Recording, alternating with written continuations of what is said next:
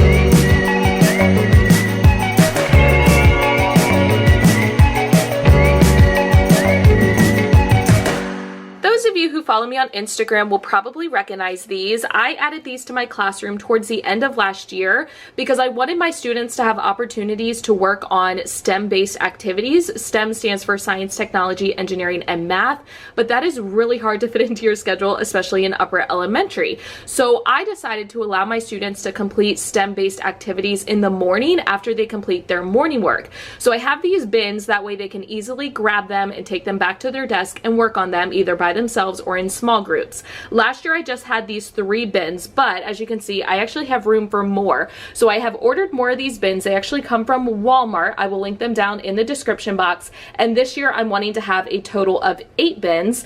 I haven't figured out what I'm putting in all of them yet, but I do have one more activity that I have gotten that will give me a 4th bin at least so far, and I'm gonna show you that because I'm super excited about it. This is the game that I'm adding to my STEM materials this year. It's called Blocks Rock. What I really like about this game is, first of all, it is research based, but second of all, it's focused on STEM skill building, but it's also competitive structured block play, which is different than a lot of other block games out there.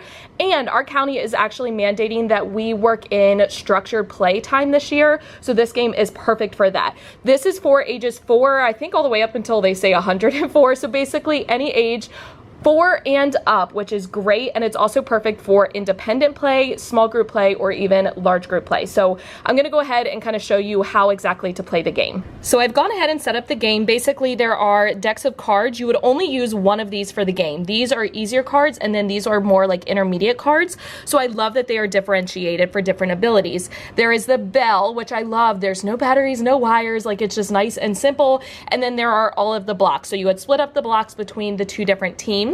It's pretty simple. They basically would just flip over a card. They each have to build. You'll see it's the same picture on both sides. And I like that it has the picture facing, you know, each of the sides, so there's no fighting over like who can see it. And then whoever gets it done first hits the bell, and they would get the point as long as it is built correctly. Also, something I love about this game is that there is a matching app that goes with it, and the best part is the app is free. However, you do still have to purchase the blocks because obviously the students have to physically build with them, but the app is free and it doesn't require internet, which for me is great news because I have a set of iPads for my room, but I cannot connect them to our internet, so I can only use apps that don't require Wi-Fi, and this app is perfect for that. So I'm just going to quickly show you. You can go to Quick Play. You can either play with 1 or 2 players, and even if you are doing 2 players, you could have your students work on teams. So a team of 2, team of 3, however many students are playing, you could definitely make it work. I'm just going to go to 2 players. Then you can set the difficulty difficulty, the number of cards, and if you want there to be a time limit, you can see down here, I already put my name in there. You would just hit accept to start playing, and it will actually show this like 3D model of what they have to build, and then they go ahead and build it. You can see there's a timer running up at the top, and then whoever finishes first, let's say Miss Ferré, you would click the bell, and then it will ask, did you complete the card? I hit yes, and you can see I have scored a green point, and player 2 has gotten a red because they did not get it, and it keeps track of your points. You can see this one is worth 600 points. So I just thought that this was absolutely amazing, perfect for STEM, really easy to work in little chunks of time that you may have. Personally, like I said, I love to do it in the morning or even in the afternoon before dismissal. So I will go ahead, if you are interested, I'm gonna link their website so you can get more information, and then I also will link exactly where you can go ahead and purchase one of these kits. Right now I just have one kit for my classroom, but I may go ahead and get another kit so I can have 2 different sets and 2 different groups of students using them at the same time. I feel like this beanbag is gonna become my favorite place to vlog this year. I have been around my room working for about the past 2.5 hours. I feel like I've definitely made progress. I still have a lot more to do, but I have made progress. And that brings me to tip number 2, make a to-do list of things to get done in your classroom. Oftentimes you walk in and you're just like Scooby-Dooing. My friend Meg uses that term. It's basically like when Scooby-Doo tries to run and he doesn't go anywhere. So it's when you're so just like overwhelmed that you're sitting there like running as fast as you can, but you're not going anywhere. But by making a to-do list, it really helps you narrow down those tasks that you need to do. So I personally love to use the app Wunderlist. I have different categories, so I have like personal, business, and then this week, morning task, power list, and school. So under school, I made a list of all the things that I need to get done today. So I did hang up my vision board. I can check that off. I have not hung up the letters on cabinets yet. I'm gonna get to that next. I did move the colored paper to my closet. I have not cleaned off my desk. I have not made a list of labels to make. I did put out my chairs. I put my border in my border holder, and I spelled border wrong that second time, oops. I did hang up my math posters, and I have not finished putting together my teacher desk. So that just kind of lets me know like what I need to work on next. So let's quickly talk about these letters. Some of you may remember that I was posting on Instagram looking for the letter A. It's this canvas letter from Michaels. I found all the other letters that I needed except for the letter A, and thankfully Crystal from Sunflowers in SPED, I will link her Instagram down in the description box, was gracious enough to find one and mail it to me, and I'm so appreciative. So I have spray painted them at home. I did that over the weekend, and they are all ready to be hung up in my room. So here's my plan. I'm going to use the letters to spell out the word impact, and that's kind of going to be my word of the year. I'm going to really talk to my students about what that means and about how I want to impact them as their teacher. I want them to be impacted by their learning. They themselves have an impact on their learning depending on how they're focusing and the effort that they put in. We're also going to talk about the impact that I want to have outside of the classroom, and we're going to talk about how they can impact their community and just all of these different things. So I thought it would be great to display that word in my room. So I'm going to hang it up on my cabinet and I'll show you all how it looks. I did want to say that the inspiration for displaying a word in my room comes from Bridget from the Lettered Classroom. She displays the word choice in her room, and it's just amazing along with everything else that she does. Now these canvas letters are by the brand Make Market, and I got them on clearance at Michaels. To hang them on my cabinets, I am using the Command interlocking fasteners in the large size, and I'm using 2 per letter. Before I started hanging them, I actually taped a few meter sticks to the cabinet so that I would hang the letters nice and straight all the way across. And I also make sure to press on the letters to make sure that the Command fasteners stuck to the cabinet completely. All right, my letters are hung. I really like how they turned out. For the past like half an hour-ish, I have worked on cleaning off the area on my desk. I definitely have made progress. I still have a lot of stuff to put away, but it's getting better little by little. I'm about to head out to lunch with my team teachers and some other coworkers, and then I'm gonna come back and try to get the desk completely cleared off, and then hopefully like when I leave today, my room will be in good organizational standing, and then I can focus on some smaller things like bulletin boards tomorrow, and not tomorrow, I'm in PD, what am I talking about? Wednesday I can focus on bulletin boards and things. I'm tired, y'all, I'm sorry.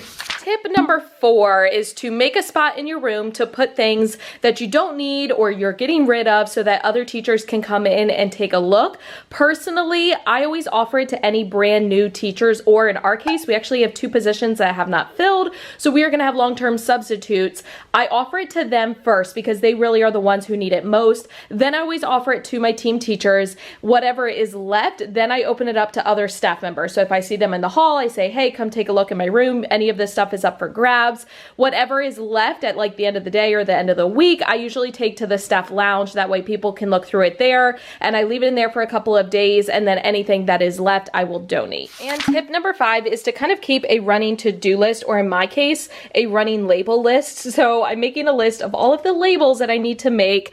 Right now in my cabinets, I need to get 2 more of like these bigger, these are like the medium Sterlite latch bins to hold envelopes and lino magnets, I think is the other one. So I'm going through all of my cabinets and just making sure that nothing needs to be labeled, and if it does, I go ahead and put it down on my list so I can work on that tonight, print it out, laminate it, and have it ready for Wednesday.